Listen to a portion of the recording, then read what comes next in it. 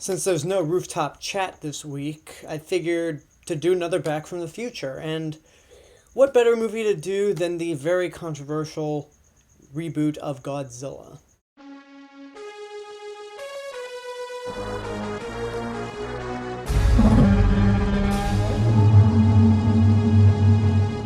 Yes, more than The Amazing Spider Man 2, I feel that Godzilla is the most controversial movie of the year for reasons I don't understand why. But I've taken some of the arguments into consideration, watched the movie again, and I think the fact that I have it on Blu ray kind of gives away my feelings towards it, seeing it a second time, or no, third time.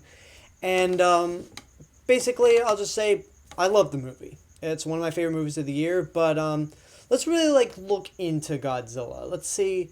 Let's take into consideration a lot of the complaints, or I'm gonna do that and kind of look into them deeper, see if they're valid or not. So, one of the biggest complaints I hear a lot is Godzilla and how little he's on screen, which that seemed to be a big complaint. Is like, wow, a Godzilla movie that barely has Godzilla in it.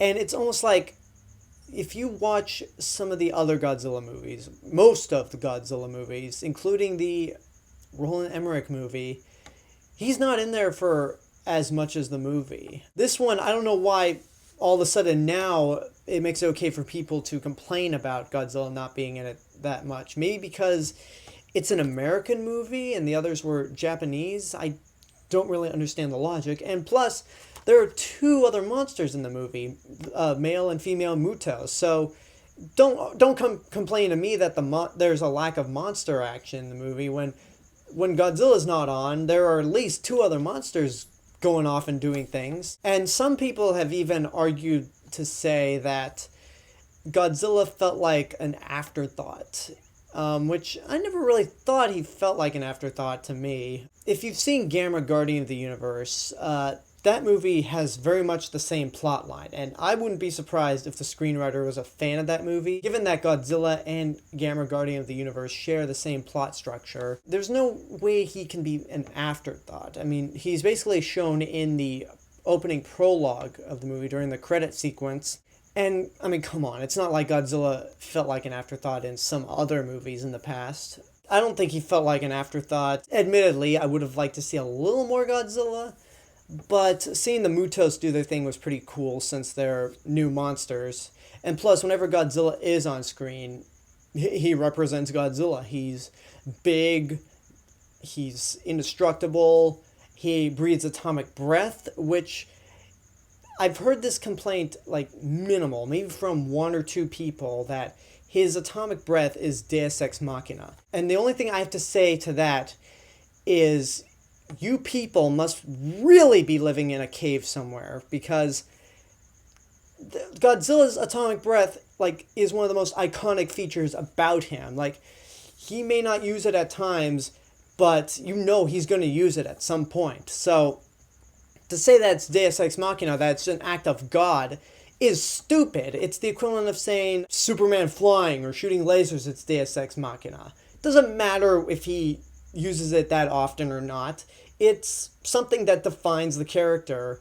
And, jeez, I mean, okay, I'm overreacting to a complaint that I've heard two people say. But basically, it's better that he waited to have the atomic breath spew out than not have it at all, like the Roland Emmerich movie did.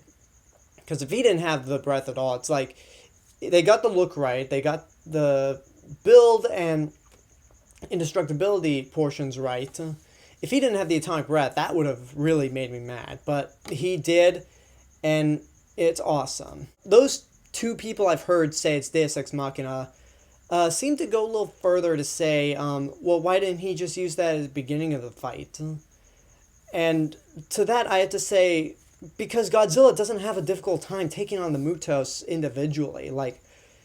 And there was a point where he was about to use it on the female before the male came in and caught him off guard. So, I mean, when the two monsters gang up on him, he has a difficult time. But when it's just mano-a-mano, Godzilla has no difficulty fighting the Muto. It's something that happens in a lot of the other movies. It's like Godzilla, he may be outnumbered, but he's gonna win in the end. He might get his ass kicked occasionally, but in the end, Godzilla will just keep fighting until his opponents are either dead or they retreat. Let's move away from the monsters. Let's move away from the whole Godzilla thing. Some people have argued about the main characters in the movie, or the characters in general. Yes, it was a mistake to kill Bryan Cranston so early in the movie because he's the best actor in the movie. And that's the main complaint I have about the movie, is you kill off the best actor in the movie before Godzilla even pops up. And as for Aaron Taylor Johnson, I never really thought he was bad. He might not hold a candle to Bryan Cranston, but I don't think he's really bad in the movie. And at the very least, what separates him from Matthew Broderick's character is he had a purpose. He actually took part in the plot and really had a reason for being in the movie and like following Muto and Godzilla. Whereas in the 1998 movie, you look at Matthew Broderick, he's a worm scientist, and it's like, why are you even here? Like, you serve no purpose in the movie. You can't even tell that you're standing in a giant footprint.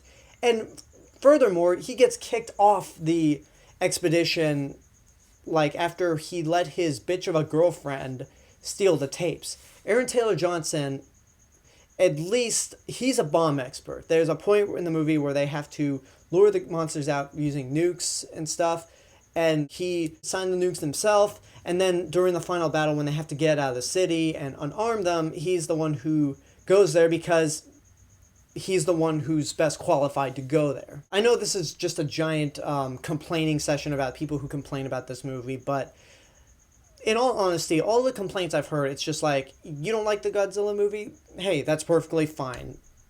You may not be familiar with Godzilla, that's fine. Don't like it? Hey, whatever, that's your opinion. The point where I get pissed off, though, is when people say, I actually like the 1998 movie better than this one, and it's like, really? You think that the Roland Emmerich, Matthew Broderick movie is better than this new one? And to that, I just have to say, that's basically saying you would rather watch Batman and Robin over The Dark Knight Rises. Now, I didn't pick The Dark Knight because The Dark Knight is near flawless, where The Dark Knight Rises is very slow and has a lot of issues and is very boring at points. And Batman and Robin might be more entertaining than The Dark Knight Rises, but it's still an utter piece of shit that is disrespectful to Batman, where Dark Knight Rises, maybe slow, might be a little boring at points, but at least it's a faithful Batman adaptation. Same situation with the Roland Emmerich Godzilla and this new Godzilla. This one can be slow at points, but at least it's a faithful Godzilla movie. It qualifies as a Godzilla movie.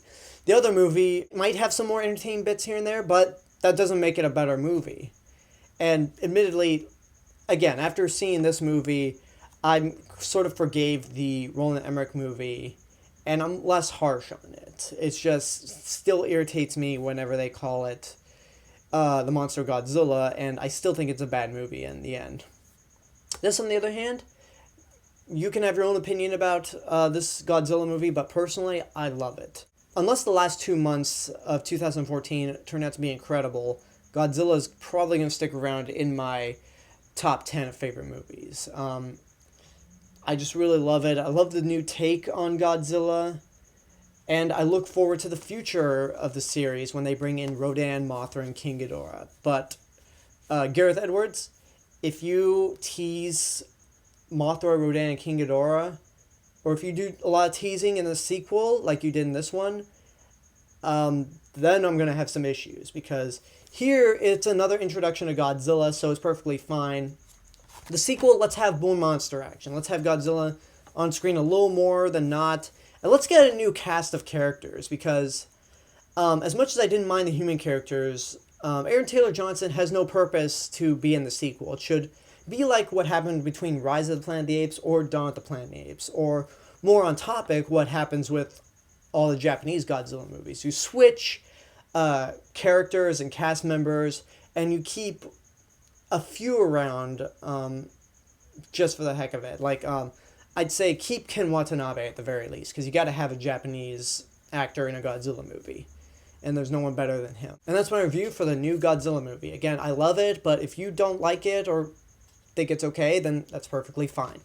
So leave a comment, tell me what you thought of the new Godzilla movie after seeing it again. Subscribe to my channel for more stuff in the future. You can check out my video blog channel, AlexG8462. You can find links to my Twitter, Facebook, Tumblr, and Instagram accounts on this YouTube page. Go check me out at letterboxd.com under the name Mr. Robinson, as well as my written reviews on Geeked Out Nation. Share with your friends and tell them about me. This is the real Mr. Robinson telling you there is only one. I'll see you guys later.